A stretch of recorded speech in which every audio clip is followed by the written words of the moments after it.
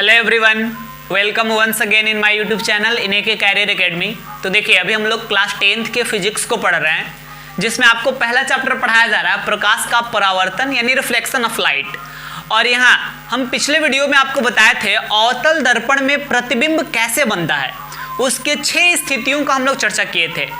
और आज के वीडियो में हम आपको बताने वाले हैं कि उस 6 स्थितियों को हम कैसे याद रखेंगे। हमेशा ट्रिक के अनुसार हम उसको समझाएंगे, तुरंत आपके दिमाग में चला जाएगा। आपसे लास्ट में, वीडियो के लास्ट में हम क्वेश्चन भी पूछेंगे और आप इन्फ्लुएंट तरीका से उसका जवाब देने के काबिल हो जाएंगे। तो आप इस वीडियो को एंड तक देखें। लेकिन एक चीज और, अगर आप पिछला वीडियो नहीं देखें जिसमें अवतल दर्पण में प्रतिबिंब बनाने की स्थितियां बताए हैं किरण आरेख खींचकर, तो पहले आप वो वीडियो देख लीजिए। एक बार भी अगर आप देख लेते हैं तो ये ट्रिक आपको अच्छा से समझ में आएगा, और उसका लिंक हम डिस्क्रिप्शन में दे भी दिए हैं। तो देखिए, यहाँ पे सबसे पहली चीज कि अवतल दर्पण में 6 स्थिति होता है, और ये हम आपको पिछले वीडियोस में बता भी चुके हैं दैट ये अवतल दर्पण है, इसको बाहर से रचित किया गया।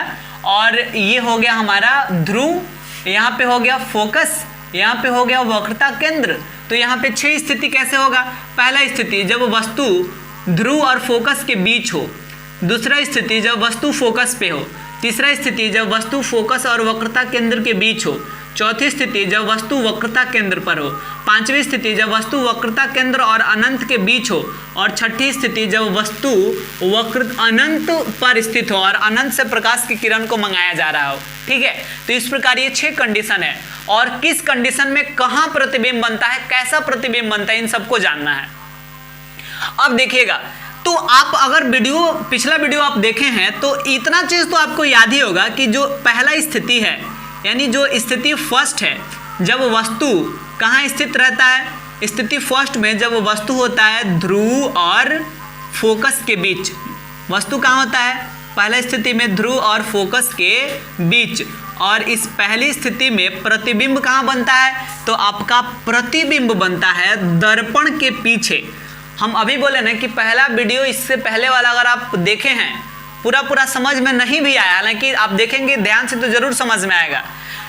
आप थोड़ा सा भी उसको देखें तो आपको ये चीज तो ध्यान में जरूर आ जाएगा कि पहला कंडीशन जब वस्तु को दर्पण के ध्रुव और फोकस के बीच रखा गया है तो उसका प्रतिबिंब दर्पण के पीछे बना था। कहाँ बना था, दर्पण के पीछे। और जब पीछे बनेगा तो जाहिर सी बात है कि पीछे बनेगा तो अपने से तो मिलेगा नहीं, वास्तव में पीछे तो मिलेगा नहीं, बल्कि हमें डॉट डॉट से पीछे की ओर बढ़ा के मिलाना पड़ेगा। तो इसी से स्पष्ट हो रहा है कि जब पीछे बना है तो इसका मतलब वो कैसा होगा, आभासी होगा, सीधा होगा, और जहां तक बात आया बराबर होगा कि छोटा होगा कि बड़ा होगा। तो ये अवतल दर्पण है भैया। कौन दर्पण है, अवतल दर्पण। उत्तल दर्पण अगर होता तो देखिए, उत्तल दर्पण का नामुआ छोटा है कि नहीं, अवतल दर्पण का नामुआ बड़ा है। तो ये बड़ा है तो इसका मतलब यहाँ पे प्रतिबिंब कैसा बनेगा, आभासी, सीधा और बड़ा। लेकिन ये उत्तल दर्पण का नामुआ छोटा है, तो कल नेक्स्ट वीडियो में हम बताएंगे कि उसमें प्रतिबिंब आभासी, सीधा और छोटा बनता है, लेकिन अवतल दर्पण में आभासी, सीधा और बड़ा बनता है जब वस्तु ध्रुव और फोकस के बीच हो। ठीक है, तो आपको ये वाला कंडीशन याद रहेगा।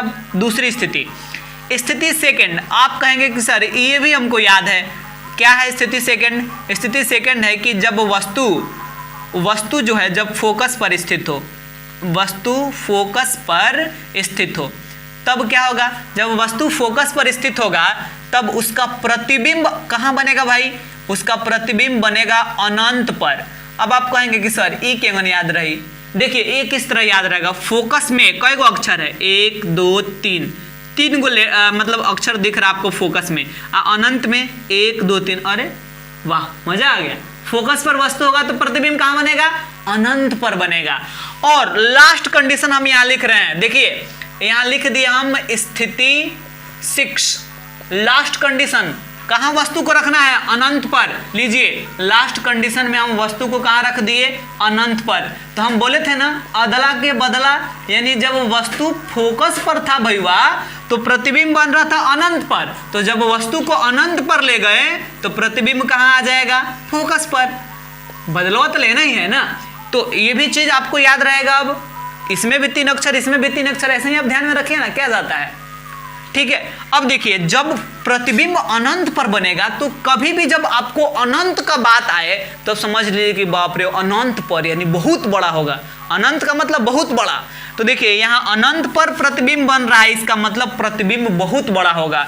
और एक चीज बताए थे ना जी, अवतल दर्पण में मात्र पहला स्थिति में ही आभासी प्रतिबिंब बनता है। अवतल दर्पण के पहला स्थिति में ही आभासी बनता है, बाकी सारी स्थिति में वास्तविक बनता है। आपको ये चीज याद रखना है। तो देखिए इसमें वास्तविक प्रतिबिंब बनेगा क्योंकि इसी में केवल आभासी, बाकी सब में वास्तविक होगा। तो लीजिए लिख दिए, वास्तविक होगा, उल्टा होगा और अनंत पर प्रतिबिंब बना है, यानी अनंत पर तो बहुत बड़ा होगा ना जी, जहां अनंत पर प्रतिबिंब बना है। तो ये लीजिए आगे समझ में। और देखिए यहाँ वस्तु अनंत पर है, इसका मतलब वस्तु यहाँ बहुत बड़ा है। सबसे पहली चीज की वास्तविक और उल्टा तो होना ही है, क्योंकि इसी में केवल आभासी और सीधा था, बाकी सब में वास्तविक उल्टा है। तो वास्तविक उल्टा हम लिख दिए। और वस्तु है अनंत पर, यानी वस्तु है बहुत बड़ा, लेकिन प्रतिबिंब फोकस पर बना है। तो ये वस्तु बहुत बड़ा है लेकिन ये फोकस पर बना है तो छोटा ही होगा, उससे छोटा ना बहुत छोटा होगा। तो लिख दिए यहाँ पे वस्तु क्या होगा, बहुत छोटा, सॉरी प्रतिबिंब जो बनेगा वो क्या होगा, बहुत छोटा होगा। वस्तु अनंत पर है, इसका मतलब वस्तु बहुत बड़ा है। क्लियर हुआ इतना? तो आप कहेंगे सर ये तीन गो तो याद रही के होंगे, क्योंकि जब वस्तु ध्रुव और फोकस के बीच है तो प्रतिबिंब दर्पण के पीछे बनेगा, आभासी बनेगा, सीधा बनेगा, बड़ा बनेगा। जब वस्तु फोकस पर होगा तो प्रतिबिंब अनंत पर बनेगा, और जब वस्तु अनंत पर होगा तो प्रतिबिंब फोकस पर बनेगा, अदला का बदला।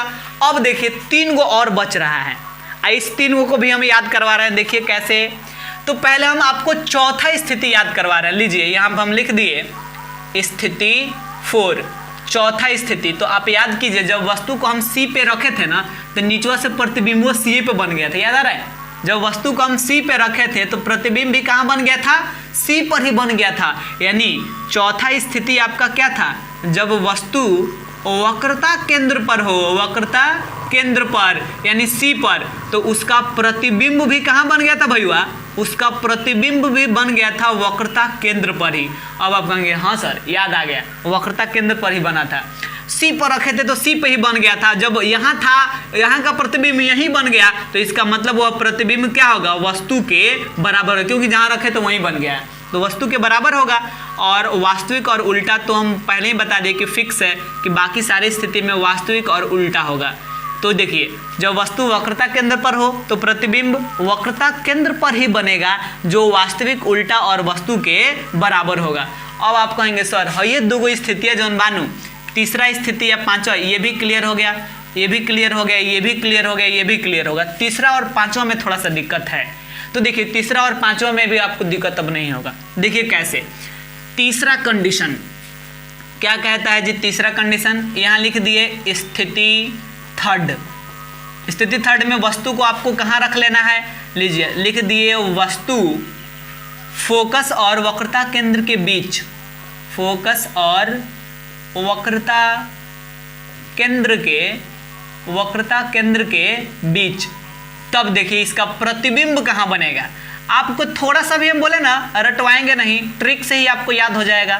प्रतिबिंब देखिए कहाँ बनेगा, आप यहाँ क्रॉस कीजिए। अगर सोचिए हाई इसको मान लीजिए कि ये नहीं है, मान लीजिए कि अगर वस्तु वक्रता केंद्र पर ही रहता, खाली वक्रता केंद्र पर, तो उसका प्रतिबिंब कहाँ बन जाता, वक्रता केंद्र पर ही बन जाता। अब क्या ना बताएं जी, वक्रता केंद्र पर रहेगा तो वक्रता केंद्र पर बनेगा, तो अगर यहाँ रहता तो प्रतिबिंब यहीं बन जाता। और अगर मान लीजिए कि इसको हटाइए, अगर वस्तु केवल फोकस पर रहता तो प्रतिबिंब कहाँ बनता, अनंत पर। फोकस पर रहेगा तो प्रतिबिंब कहाँ बनेगा, अनंत पर। तो जब भाई ये दोनों के बीच है तो प्रतिबिंब ये दोनों के बीच बनेगा, जाहिर सी बात है। लीजिए अब इसे भी आसान आपको चाहिए क्या, देखिए जब वस्तु केवल वक्रता केंद्र पर रहता तो प्रतिबिंब भी वक्रता केंद्र पर बनता, जब वस्तु फोकस पर रहता तो प्रतिबिंब अनंत पर बनता, लेकिन वस्तु इस दोनों के बीच है तो प्रतिबिंब इस दोनों के बीच बनेगा, यानी वक्रता केंद्र और अनंत के बीच।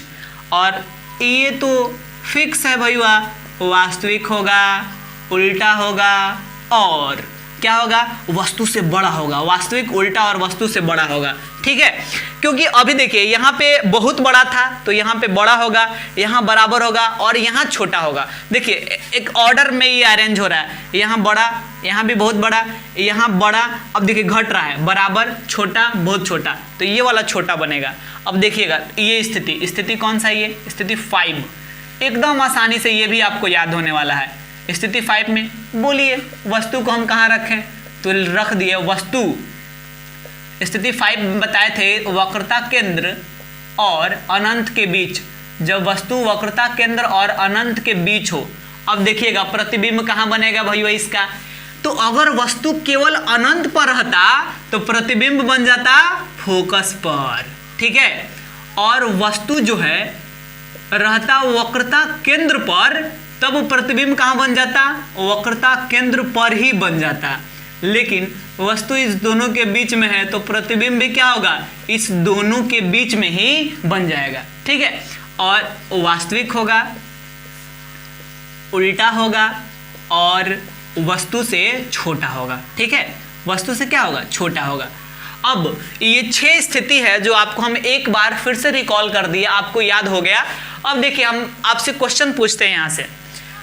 पहला स्थिति, जब वस्तु ध्रुव और फोकस के बीच हो तो उसका प्रतिबिंब दर्पण के पीछे कैसा बनेगा, हाँ बोलिए, आभासी और सीधा और वस्तु से बड़ा, बहुत अच्छा। अब इसके बाद जब वस्तु को दूसरे कंडीशन में आप फोकस पे रखेंगे, कहाँ बनेगा प्रतिबिंब, फोकस, 3 अक्षर, हाँ, अनंत, यस, और वास्तविक, उल्टा, ठीक है, और अनंत पे बना, हाँ, बहुत बड़ा, अच्छा, सही आंसर है आपका। आप ऐसे ही सोचते रहिए।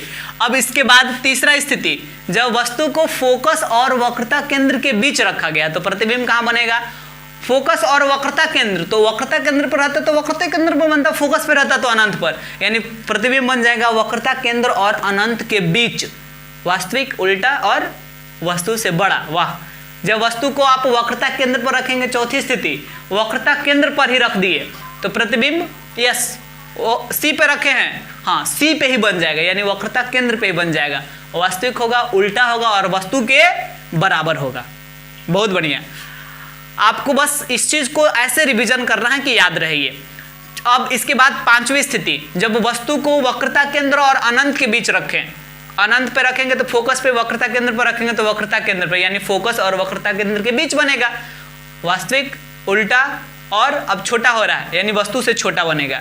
लास्ट स्थिति, जब वस्तु को अनंत पे रखेंगे तो प्रतिबिंब फोकस पर बनेगा, वास्तविक होगा, उल्टा होगा, अनंत पर वस्तु है, यानी वस्तु तो बहुत बड़ा है लेकिन प्रतिबिंब बहुत छोटा बनेगा।